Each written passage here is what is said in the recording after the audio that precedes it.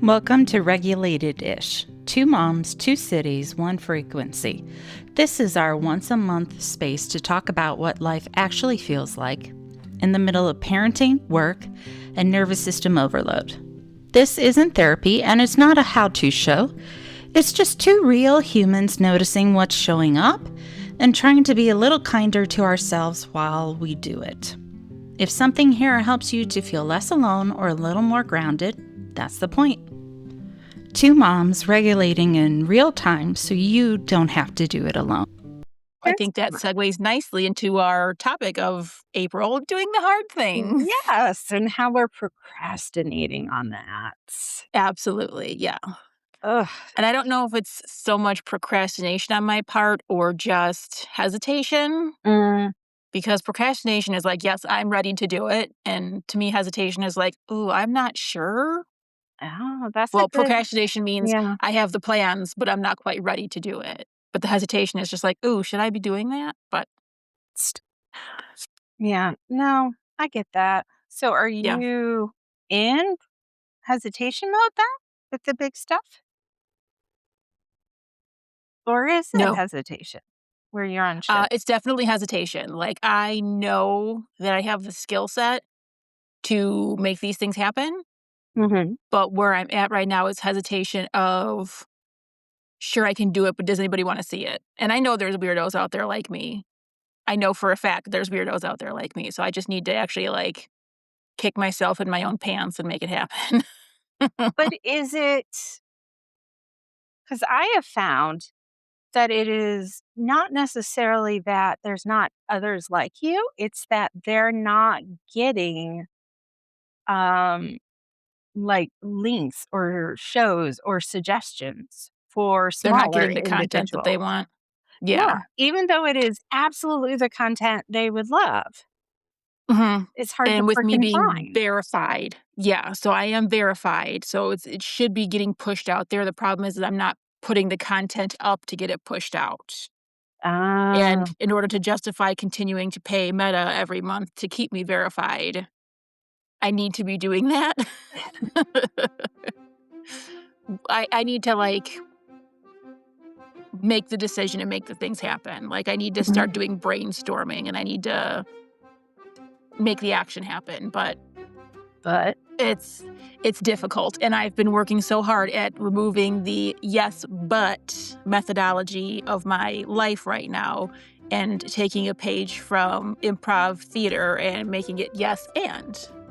I had a cool podcast with his name's Gordon Smith. He's a therapist for gifted, and he did uh improv, and he actually took me through one of the improv like practices on a previous podcast. It's so much fun, but I would never have done it on my own.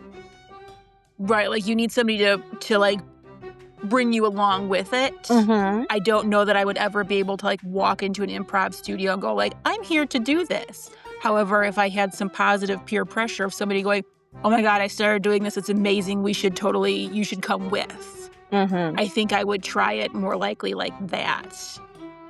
And on that topic, I'm going to there's a area group of area moms of similar emotional and political mindsets that I got invited to that I'm going to tomorrow. And one of the things on their secret website or their secret invite was being a regulated parent. I was like, ooh, can I drop some of our flyers on the entry table? So I'm going to stuck them in my purse. And I'm going to ask, hey, can I leave these flyers from my podcast that I do with my bestie? And it's all about You being might be the regulated. right audience. Yes. Yeah. So hopefully we get a whole bunch of new listeners for April. That's exciting. Yeah. I'm looking forward to it, but I'm also nervous at the same time. Why? I think it's a really strong ADHD tick in me that I'm convinced nobody actually wants to really spend time with me and everything's like a lip service invite, like, oh, you should come, but then they don't actually want me there. Yep. So I think that's the feeling. I'm going. I took the day off of work and everything. So if I'm not making money, I'm going to go to this thing. Oh, good. But So it's you just a found a way to force yourself then. yeah. I Mhm. like that. I texted my boss and I was like, "Hey, can you see if anybody wants my shift? If nobody wants it, I'll still work." Mhm. But, then she's like, "Oh, no, take the day. If nobody takes it, I'll do it." I was like, "Cool, cool, cool. Thank you. You're the best." Now I really am going. I love that, though. I love that you found a way to positively force yourself, pressure yourself to do something that's good for yourself. Yeah, yeah, I that's the one thing that I always have struggled with is, like, even, like, through, like, grade school and high school and stuff, it's like the invites were there, but I never had the opinion that people actually wanted to spend any time with me, so I was just like, "Oh, maybe I'll think about it." I'm like, I'm not going to Right? that." It would be Yeah, like, "Oh, that's great." And then what's the follow through? Am I supposed to contact them? Are they contacting me? If they right, haven't what's contacted me, does that mean they really don't want me to? Oy.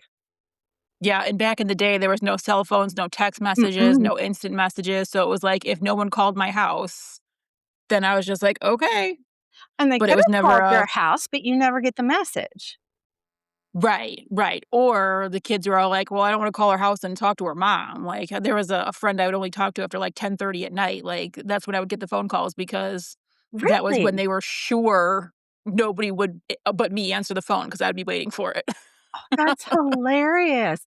I did hate that, though. My parents used to make me practice, "Miss so and so, can I speak with?"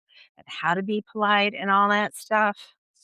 Our kids are I so made lucky they don't have to do that. I made Amelia do it. We were on our way to, during the kids' spring break, we were driving to somewhere in Naperville, and the address I found on Google and the address I found, like, with the directions, it wasn't where it was supposed to be. I was like, "Amelia, here's the phone number, call them." And she's like, "What?" I was like, "When they answer the phone, just ask to confirm the address. Is this the such and such? Is this your address?" And she's just Mhm. like, "Do I have to?" I was like, "Well, I'm driving and I'm trying not to crash into anybody right now, so I need you to do it." And the lady goes, "Oh, no, we moved from there like 15 years ago. I don't know why Google still has that address." Oh, thank God you called. Right? I've been like and I'd known I had driven past it before Mhm. where I'm driving up and down this block. I was like, I've seen it before and it wasn't we've never been over here." So I should have Oh. just like trusted my navigational skills in my own brain and not listened to Google and Apple Maps. But I was just like, all right, here we go. But it was fun. We went, ceramic painting. It turned out so fun. Everybody had a great time. Aw, Those were our big spring break plans. I love it. Well, I Yeah. just got to tour colleges, so But where were the colleges that you toured, ma'am? true, very true, Yeah, over yeah, in yeah. Europe. Yeah. So, I mean, yes, you toured colleges, but also you got to spend the week in Europe. So Very don't true, poo-poo it very so true. hard. Here I am listening to the Great British Baking Show to get back in the, European English state of mind over here, and you're just like, "Oh, colleges." But Well, was it it's one of those big things, though, and I think my daughter's totally avoiding it. because it's a big thing? Yes. I mean, Yeah. she literally will ask me, "Well, what colleges are we looking at? Which ones am I applying to?" And I'm like, "What?" And you hear the words that are coming out of your mouth, so, I mean, which ones do you want to apply to, my love? And that's what I said, and she goes, wherever it's warm." Huh, All her friends are like that too. It's not about what they wanna do when they grow up type conversations or the yeah. program. It's location. Do they like the temperature, and do they feel that the campus is big enough that they'll meet people, but not so big that it's overwhelming? And these are the only conversations I'm hearing. I mean, I suppose those are important points of view, but also, like, does it go along with what your plans are for what the end of your the rest of your life is gonna look like? Like, I wouldn't imagine going to some school that didn't have, like, a strong accounting program if that's what I was trying to do, but, like, Is it warm? Girl, just go to ASU then. Like, enjoy your party school in Arizona, but that's not what we're doing. I We're not know. schlepping you to overseas for party schools. No. And it's not even that she wants to party. She just she knows that during the winter it really impacts her seasonal affect disorder. So she's Oh, being yeah, same. mindful of that, which Mhm. I can appreciate. But also, what else? Right, that's only one piece of the puzzle, so It's what do the academics look like at these schools? she's just like, "I'll go wherever and I'll get good grades. So let's go." And I'm just like, okay. We'll have to sit down, talk later." Yeah, yeah, I mean, Mhm. I love the determination. I love, like, the will behind that, but there needs to be some decision making in there too, because if I had let my parents make all those decisions for me, I would be so, like, resentful because it would end up coming like, "I only went there because that's where you wanted me to go." Like, that's how it would have ended up. Exactly, and I do not need that thrown at me. No, you don't need that juju in your life. Mm-mm. No, but No. also it's just odd. She's always very independent and picks things, so it's just weird that she's so nonchalant about it. It's not like she's nervous, she just doesn't it doesn't seem to be a priority, which is weird, and a lot of her friends are that way too. That is odd, and I wonder if it's a sort of like they haven't quite aren't in a decision-making mindset yet because up until now, they've been children where all the decisions have been made for them, so it's almost like you have to sit them down and be like, "Hey, like, you're not the same 11-year-old that you used to be where all the decisions were made for you, that this is a big decision to make, that you need to be a big part of it." Yeah, I don't know if it's that, could also be like the COVID hangover, emotionally they're a little Yeah, behind, so it doesn't feel a little quite stunted. right, right now to be Yeah, doing that, or so maybe a little bit of denial that it's happening because up until actual graduation day when I put the cap and gown on, I was just like, "This is not happening, like, there's no way this is possibly happening." mm.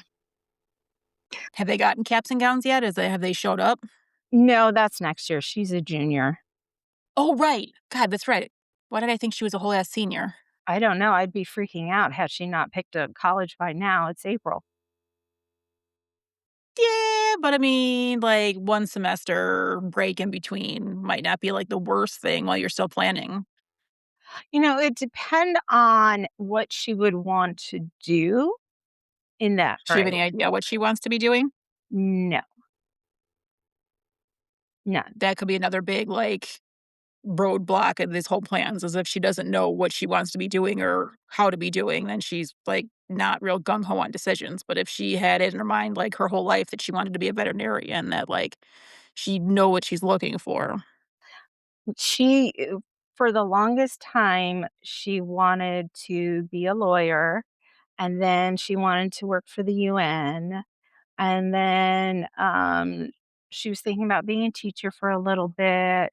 Mhm. She loves kids. Um, she just I don't know, she's not settled, but it'll come. I'm not too Yeah. worried. No, I and that's mean, the whole thing, is like, I'm in my 40s and I still haven't figured out what I wanna be when I grow up. same. Same, I had a whole career and I still don't know what I wanna be, like, I don't know. I just wanna be content. I wanna be successful in what I'm doing. Don't know what I want that to be, but I Mm. want to be at least satisfied by what I'm doing. Well, but that's a good trick to keep in mind. Like, does Yeah. it meet these qualifications? Am I Mhm. satisfied? Am I content? Yes, and am I happy is a strong word, but I think satisfied really sums it up. Like I said, I had a whole ass career and I enjoyed what I was doing, but I was not happy while doing it. Like, it was draining on so many levels that now that I'm not doing it, I really have a clearer picture of how miserable I was, but I didn't know because it's just You what were I'd in the always thick of done. it. Yeah. Right, exactly. It was just survival mode. So I mean, I did well, but I didn't love doing it. Like, it wasn't helping me any at all. And I think that's what I it took me getting out of there to figure out.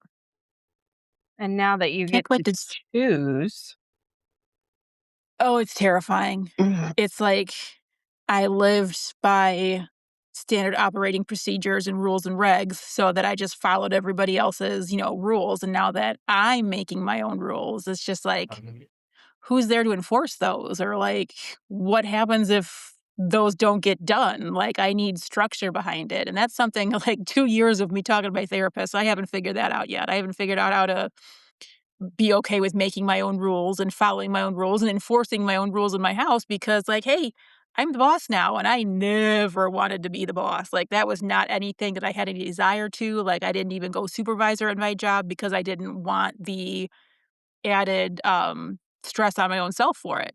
So now that I'm doing it at my house, I was just like, the boss is a bitch, you guys. Don't piss her off because she's gonna get real angry. So just like do what's expected of you.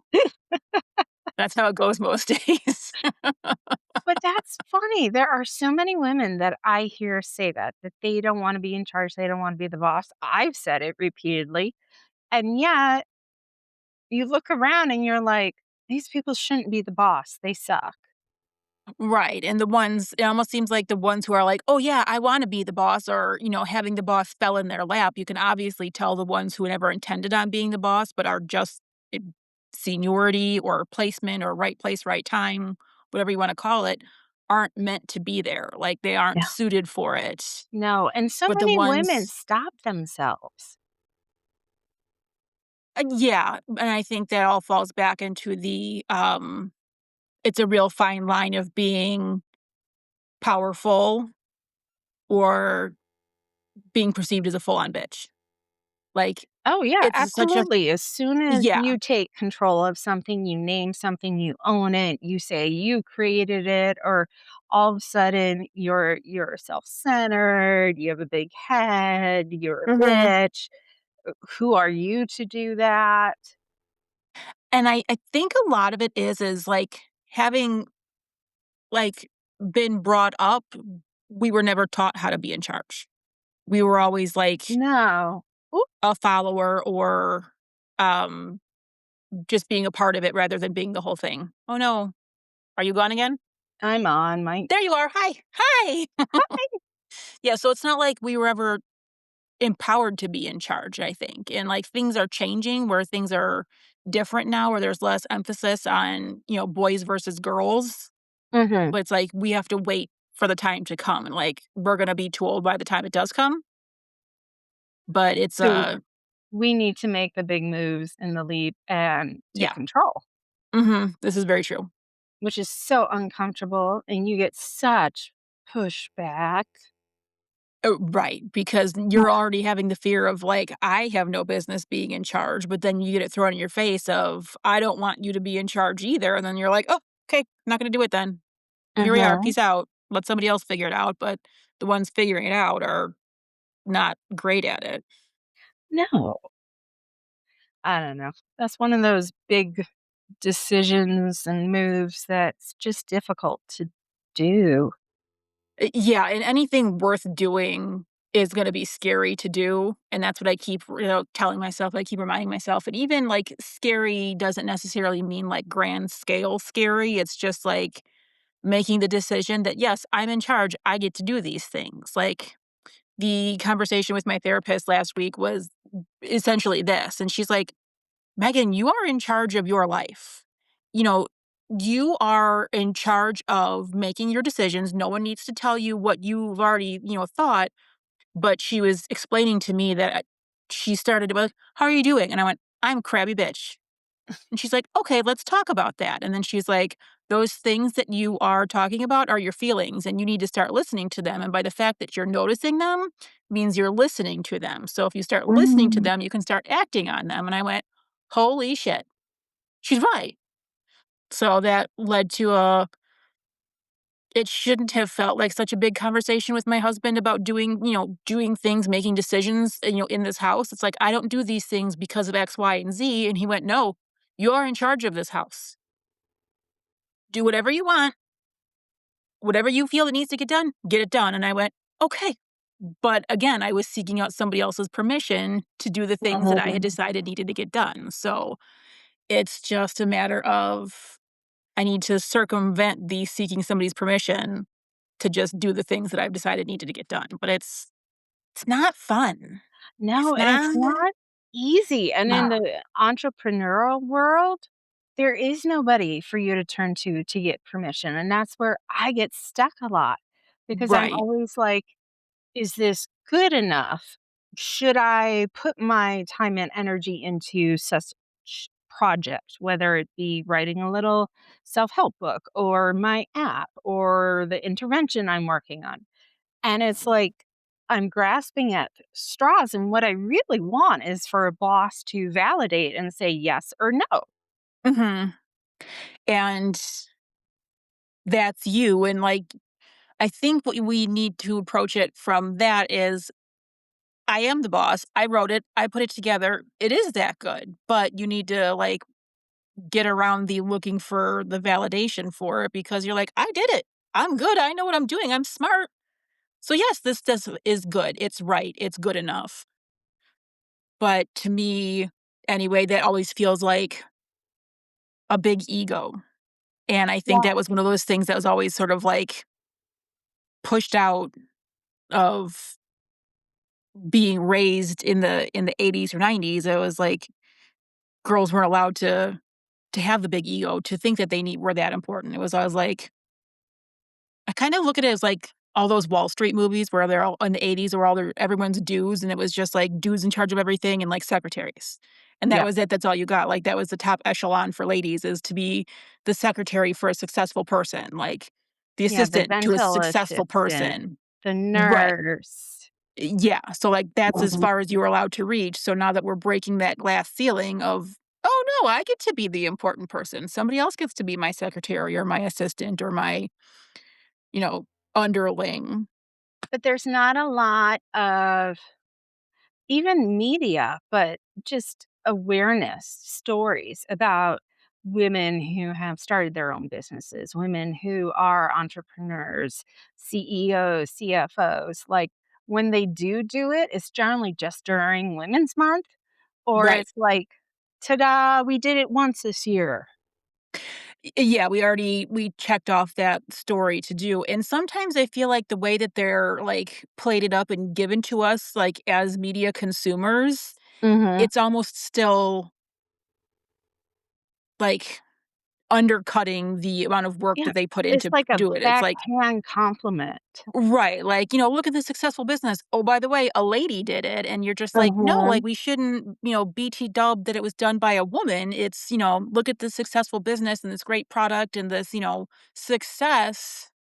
Here's the owner, Linda." Like, not like she's a lady, she did all this, despite the fact that she's, Hmm. got boobs and ovaries. It's just that she did it because it was a good idea, it was successful. During Women's History Month, we're gonna talk to these, business owners as Hmm. opposed to business owners, for business owners.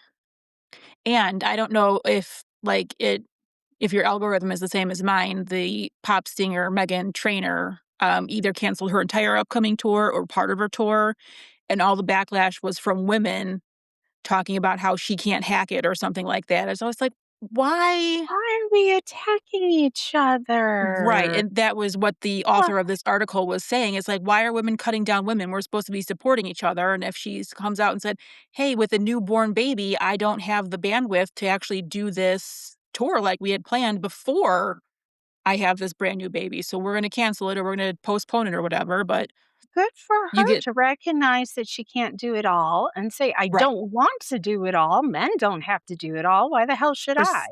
Oh, exactly, and that's the whole thing. It's like, everyone's like, the backlash that this, author That's was that talking about. internalized patriarchy. Right, it's like, "Well, I went back to work after 2 weeks of having my baby, why can't she?" It's like, "Well, you're a I cashier did. at I had Petco." to. I Yeah. didn't have time off after I had Emma. I got a week and a half and I had to go back, and it Oh, that's it? sucked. Yeah, that's all I had because I hadn't worked for a year yet. So I didn't Oh. get FMLA. I wasn't protected. Oh. Yeah, it We sucks. had I wouldn't wish that on anybody. Why would I want no. another woman to have to go through that? Right, it's not like a badge of honor that you did it, Heck like, no. after I had Amelia, I did it was all medical time off. So, like, after the OBGYN cleared you after, like, 6 weeks or whatever, like, you were expected to come back, and I was not in a mental mindset to go back after 6 weeks, so I Oh, did I went back 4 before I was cleared. yeah, I did 14 weeks, I think, but, like, everything after 6 or 8 weeks when I was cleared was, through the psychiatrist, I was saying. Oh, And when I got good. back, I heard from somebody who had a similar than you, like, her kids were grown-ass adults by the time this happened. She's just like, "I had 2 weeks, and that's all I got, and then I had to go back to work." I was like, "I'm sorry. That wasn't fair to you. No, it I got through it just sucks. fine." Yeah, and it wasn't I fair that you had to. I But, like, but the I would be happy for any woman or man who's able to take that time off. It's important. Your body goes through so You much. mean the dinner plate size wound on the inside of your uterus? Absolutely. Like, you physically need time to heal. Emotionally, you need time to bond with this. You need to figure out what your new family dynamic is like. And you Mhm. can't do that in a week and a half. You can't do that in 6 weeks. You can't do that in 3 months. However, people are just expected to.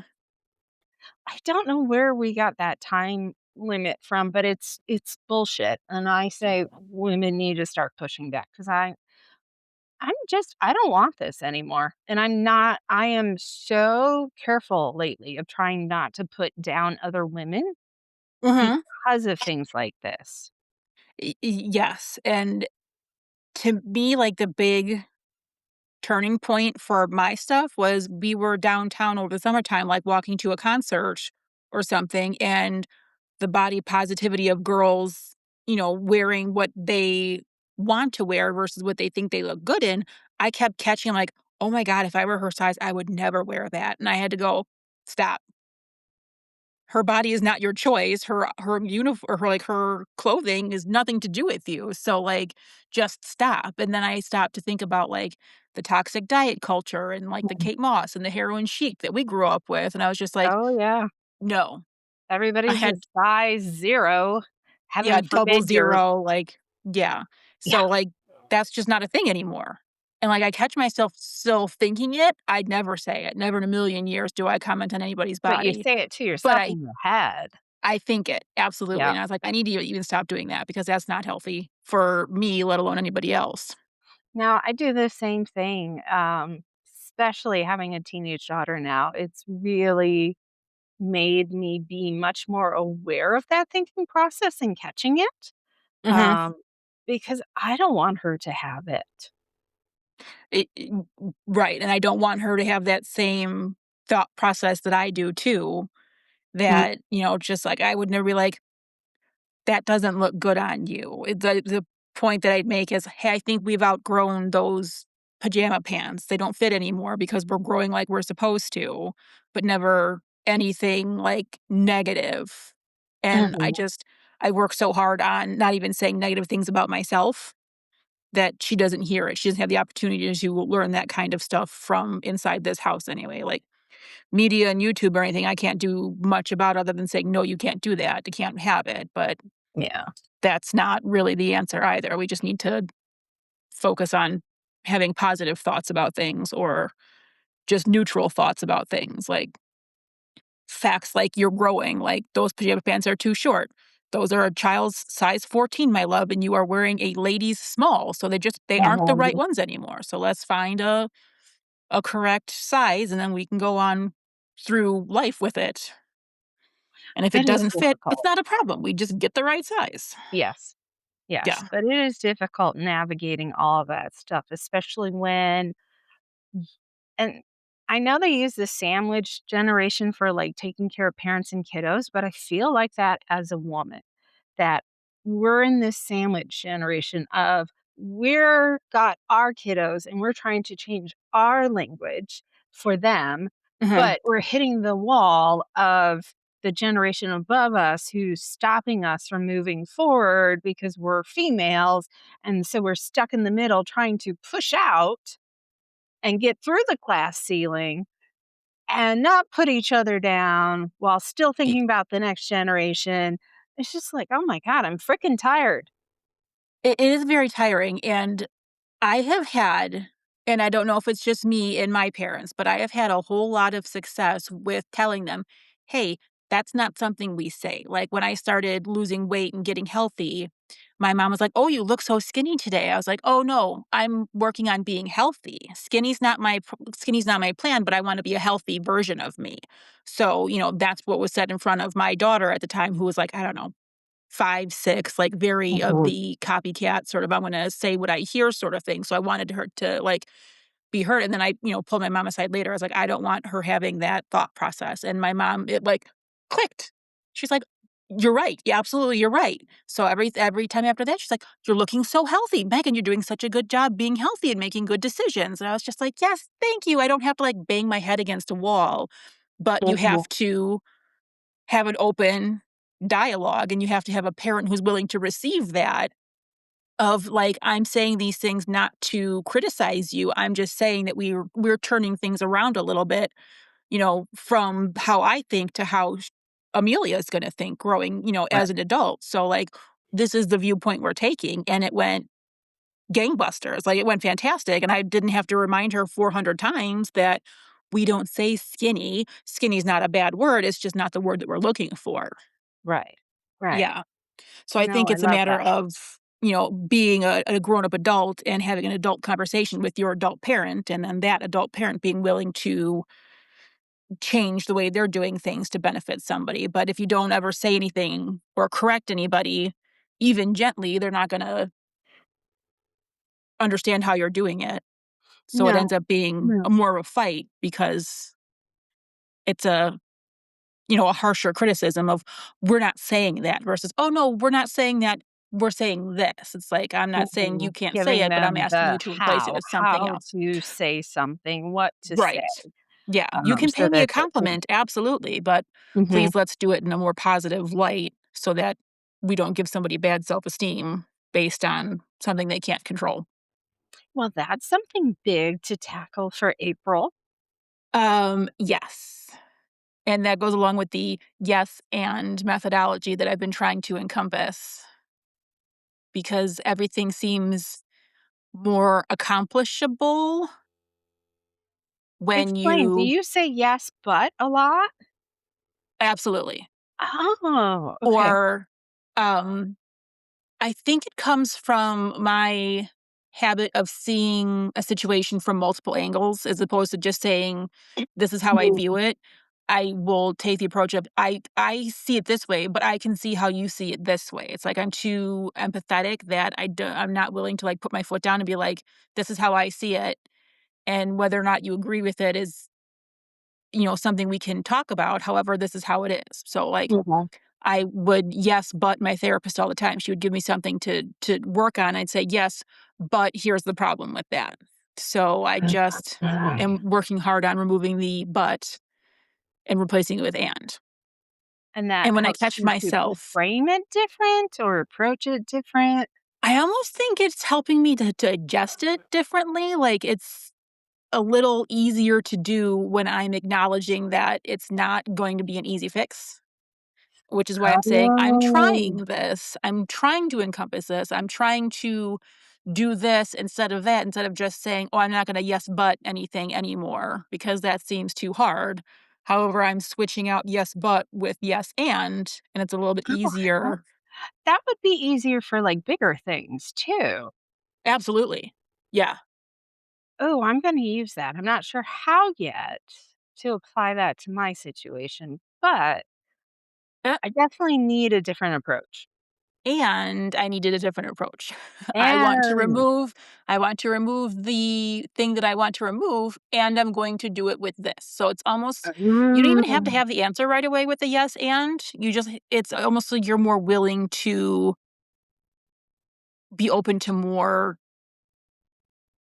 ways of thinking, or you have to be open to the idea of, "I don't have all the answers right now. mhm. They'll come, I'll figure them out." So it's telling yourself you're gonna do it, you can do it, like that positive, "Yes, you can do it," but also giving you that time to adjust to figure it out. Correct. Because I like that. to me, yes, but was always a, "I agree with what you're saying, but this is why it won't work," or The "but" is like, it's "Yes." not gonna happen, even though I would love it to. Correct. Like, it's almost like a yes, no, the yes, And that but. It's like "and" gives me permission and time to figure it out. Right, exactly, and it's a matter Ooh, of good little tip to share. I'm really proud of this all of a sudden. Like, it was just something that I Thank had thought about you.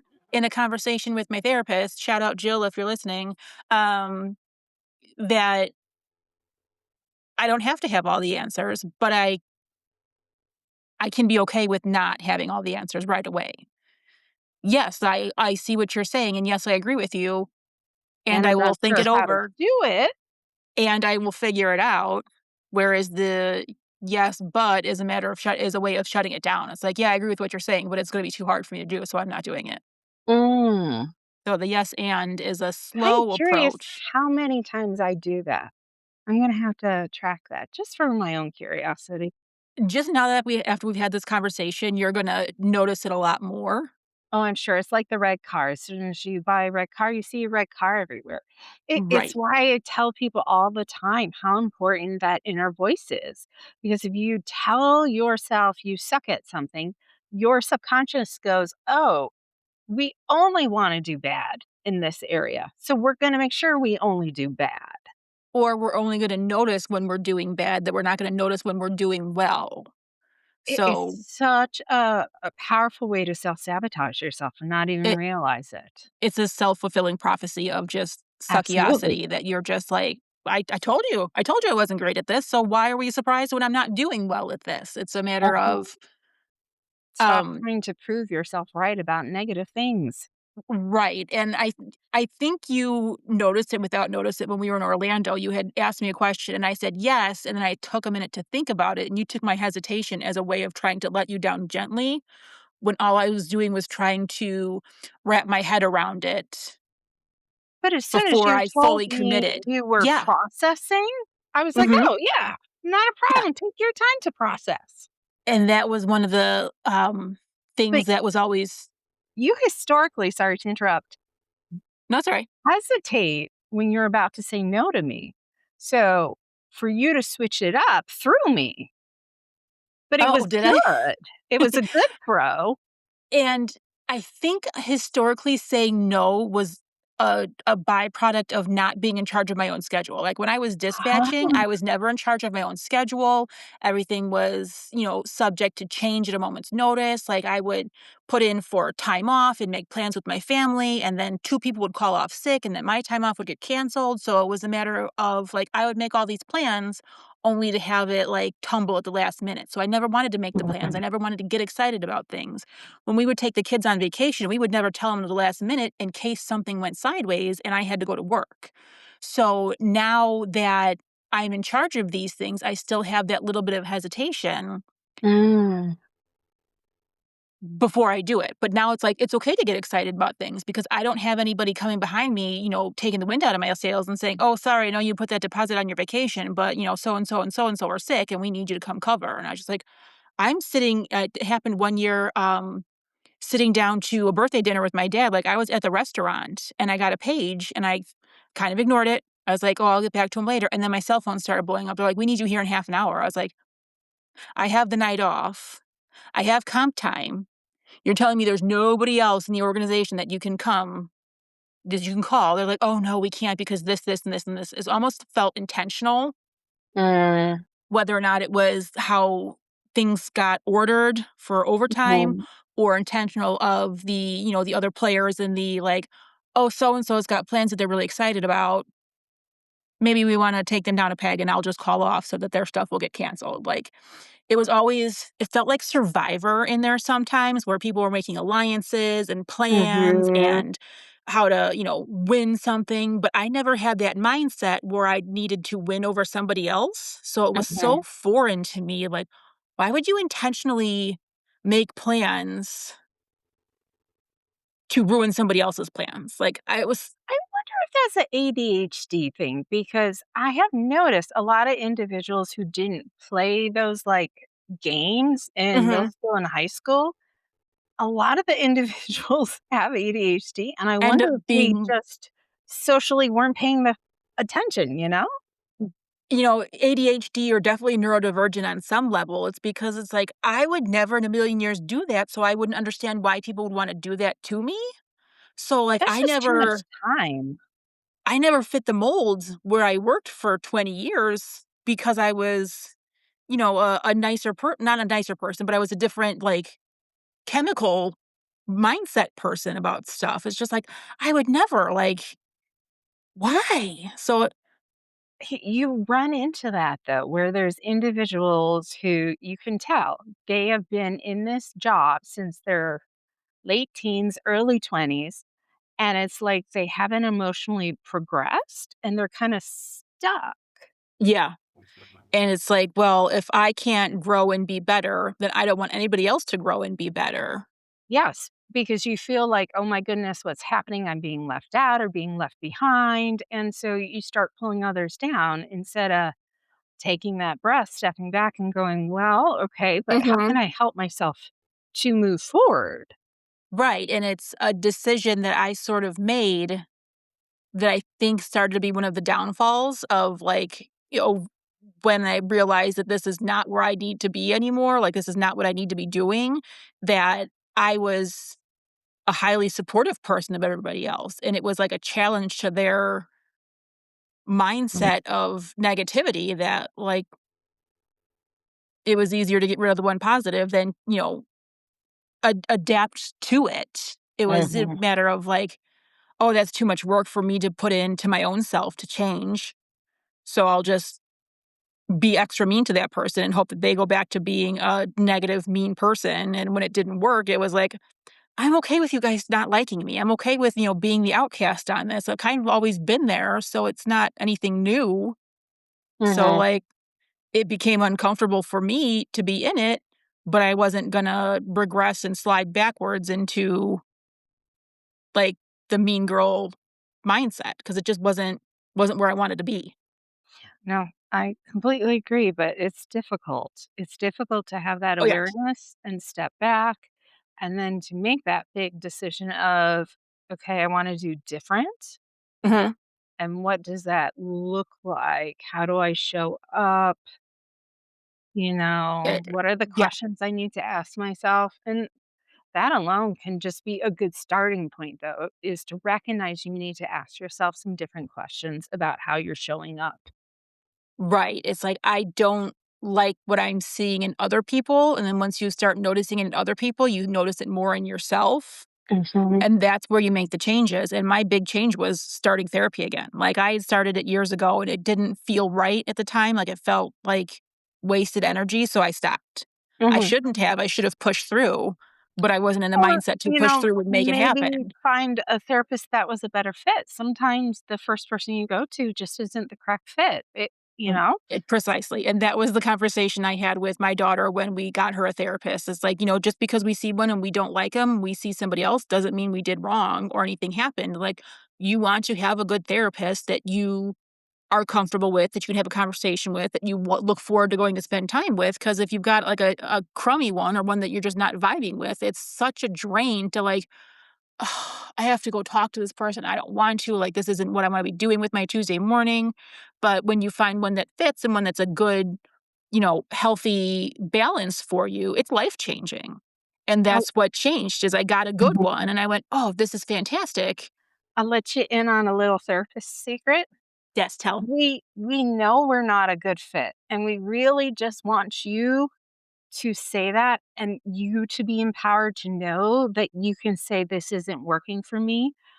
I actually have been happy when I've had some clients say that, and then they took it the wrong way, and I was like, "No, no, no.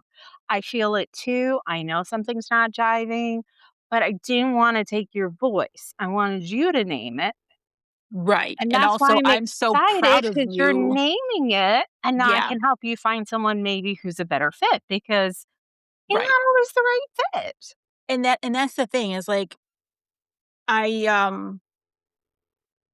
somebody I know has been with the same therapist for, like, over 10 years, and there's no progress being made. They're just conversations Uh, being had, but the it's time to make a switch. the client doesn't want to disappoint the therapist by seeing somebody else, and I've told this person, "That's not what that's That's gonna be." No, the therapist will never be disappointed about And that. you guys are literally wasting each other's time right now because no Yeah, one's making any progress. You're not being challenged. You aren't, doing any better in your own self emotionally and mentally. So try somebody else. And I understand it can feel like breaking up with somebody, but it's a healthy, positive move forward. But will it can therapists ever tell somebody like it's been, so and such, it's been so long? Do you feel comfortable with the progress you're making? And then like sort of almost put the words in your mouth, in the client's mouth, or is that something you guys don't do? it depends on the therapist. Hmm. We do have conversations, at least I did during my master courses, about how to terminate. And I hate the word terminate. I always say like graduate because I haven't come up with something else yet. Yeah. But the importance of recognizing um, the value of having good rapport. And if it's not good rapport, then how to have the conversation with the client where they feel empowered. Sometimes they're not ready to say that. Hmm. I've had a couple clients throughout my 10 plus years where, we had a conversation where I'm like, you come in every time, you've told me you don't look forward to it, which I appreciate your honesty. I don't feel like I'm providing the guidance, the direction that suits you, you Right. know? So, what would better fit? And I've had some people push back, go, no, no, no, no. And I'm like, okay, when you get home, if any of during this time over the next week, you change your mind and you do have a moment where you're like, yeah, maybe it's not a good fit, Hmm. please feel free to send me an email because sometimes doing it face to face is just too much for a person. Too much of a conflict. So I'm like, send me an email. And if that's easier, then we'll do it that way. And again, Yeah. it's not personal to me. And that's just it. It's like so many people don't want to hurt anybody else's feelings, even at the expense of their own. So they'll go out of their way to make their therapist comfortable by, and almost like giving them just the FaceTime because that's Hmm. what's expected. But it's if you're not growing and you're not improving and you're not healing, then it really is it's a waste of everybody's energy and time and your health insurance benefits. It's just and that's what I can't get through to this person. It's like that doesn't mean they're not a good therapist. They're just not what you need. And that changes. I've been a good therapist for people, and then we reach a point where I'm no longer the right therapist anymore. Because Right. we got through what we needed to get through, and now you need somebody who specializes in something else. A It's different no big area. deal. I mean, we Yeah. all have our areas of expertise. So, I just that always makes me sad. Hopefully, somebody out there is listening and hearing that is perfectly fine to break up with your therapist. We will not take it personal, you know, Yeah. just give us a heads up, and if we can help, An even less amicable help. part an amicable parting of ways because you're not like Yes. nothing has to be wrong to make a change. It's No. not it doesn't feel right anymore. Shoes wear out, so I mean, why wouldn't you replace shoes that are giving you blisters and making your back hurt? So I mean, it's the same thing. It's and this could be our kindness moment where you're being Mhm, okay. kind to yourself Mhm. and recognizing that it's okay to recognize when it's not a good fit.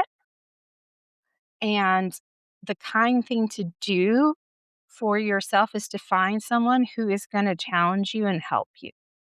Because another kindness point is it's all right to put yourself first Oh, from God, time to yes. time.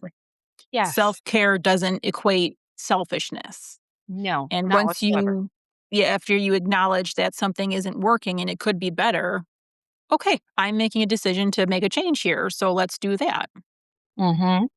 Yeah. This has been a fun conversation. This has been like I feel like it didn't bounce around as much, but it wasn't also very structured. I like I it. This is never very know. comfortable. I I don't know. Hopefully, our listeners pulled some nugget from it that's beneficial to them, and then I'm happy. Yeah, just one little gleaming sort of nugget of, "Oh, yeah, that really" like, it hits home. Like, I feel like I need those on the regular, because then I stop recognizing them when things I stop recognizing impactful things when they happen so few and far between. Yes, But I think you also have to kind of like look for the impactful things too. Like you need to search them out a little bit. I agree. Yeah. Absolutely. And it's one of the reasons that I enjoy doing podcasts is that it forces me to have to recognize those moments Hmm. that I don't think I would have otherwise, just being stuck in my own head. Yeah. And even hearing somebody else say something that you've already thought almost gives it validation. Yes, absolutely. Yeah. So it hits a little bit harder when, somebody is saying what you're already thinking. It almost gives you the permission to do it. Not that you Mhm. should rely on anybody's permission. We already covered this part, but it does seem like things do get easier when, Well, if anything, you're helping the idea to get more normed, so it's yes, easier of a transition. yes, absolutely. So it's a matter of somebody else agrees with me. I can strongly agree with myself now. Yes. And now we just have to figure out what are the big things we have to start working on and do a yes and. The yes and is really um enlightening. So It I'm going to and work on that, and then maybe we can talk about how that went. Yes, I would love to hear it. If my methodology helps people, I'll be so excited to get feedback. I'm not even gonna trademark it. I'm just gonna celebrate you when you feel comfortable with your yes ands. Get a Yeah. little cheerleader outfit and some pom poms. Be like, I'm so proud of you. Okay. Show up one breath at a time. Remember, we're called regulated ish because the ish is important. Thank you for joining us. If anything we talked about stirred something up, just remember you don't have to rush to fix it. Noticing it is enough work already. And if you ever want a few more gentle ways to settle your nervous system, that's what the Mind Circuit app is here for. Check it out in Apple Store and Google Play, and we'll meet you back here next month. And as always, please be kind to your wiring.